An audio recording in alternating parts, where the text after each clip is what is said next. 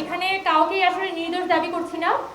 এখানে আমরা যেটা বলতে যাচ্ছি যে শুধুমাত্র ভিডিও ফুটেজ সাপেক্ষে যেভাবে করে এখানে একটা মিডিয়া ট্রায়াল চালানো হচ্ছে, সেই সেই ভিডিও ফুটেজের মাধ্যমেও কিন্তু পরিষ্কারভাবে কিছু বোঝা যাচ্ছে না। এবং তার পরিবার কিন্তু ভিডিও ফুটেজ থেকে চিহ্নিত করে 8 জনকে তারা এখানে এজাহারভুক্ত করেছেন।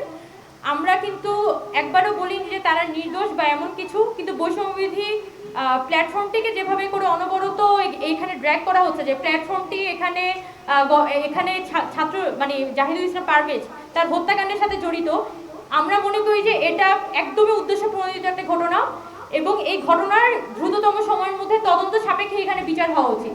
কারণ তদন্ত হলে তখন বোঝা যাবে যে কারা দোষী আর কারা দোষী না। এখন যদি ফেসবুকের মাধ্যমে মিডিয়া ট্রায়ালের মাধ্যমে বৈষম্যবিধি ছাত্র আন্দোলন প্ল্যাটফর্মটিকে যেভাবে করে এই হত্যাকাণ্ডের মদতদাতা বলা হচ্ছে, সেটা আসলে আমাদের জন্য খুবই দুঃখজনক এবং আমরা প্ল্যাটফর্মের পক্ষ থেকে সেটা স্পেসিফিক্যালি প্রতিবাদ জানাই। আর আমরা বলতে চাই যে আমরা কারা জড়িত কারা জড়িত না, তার থেকে বড় কথা এটা তো আসলে তদন্ত সাপেক্ষ বিষয়।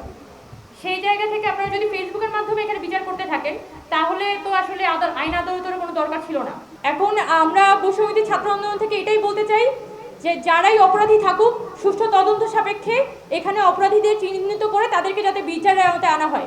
আমরা কোনো রাজনৈতিক কথার মধ্যে যাব না, আমরা কোনো রাজনৈতিক ট্যাগিংয়ের মধ্যে যাব না। আমরা সরাসরি বলবো যে এই ছাত্র আমাদের জাহিদুল ইসলাম পারভেজ একজন গণঅভ্যুত্থানের একজন ফ্রন্টলাইনারকে যেভাবে করে হত্যা করা হয়েছে তা অত্যন্ত নিন্দনীয়।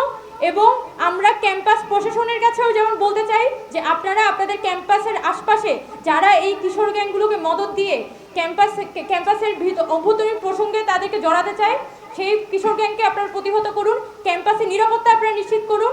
এবং অন্তর্বর্তীকালীন সরকারকে আমরা বলতে চাই যে যারা এই হত্যাকাণ্ডের সাথে জড়িত তাদেরকে চিহ্নিত করে আপনারা দ্রুততম সময়ের মধ্যে গ্রেফতার করুন।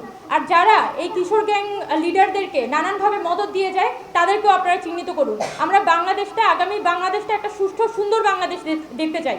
কোনোভাবেই এই যে গতকালকে হত্যাকাণ্ডটি হলো সেটা আমাদের জন্য কাম্য না এবং আমরা বৈষম্যবিধি ছাত্র আন্দোলনের পক্ষ থেকে এই হত্যাকাণ্ডের তীব্র নিন্দা জানাচ্ছি।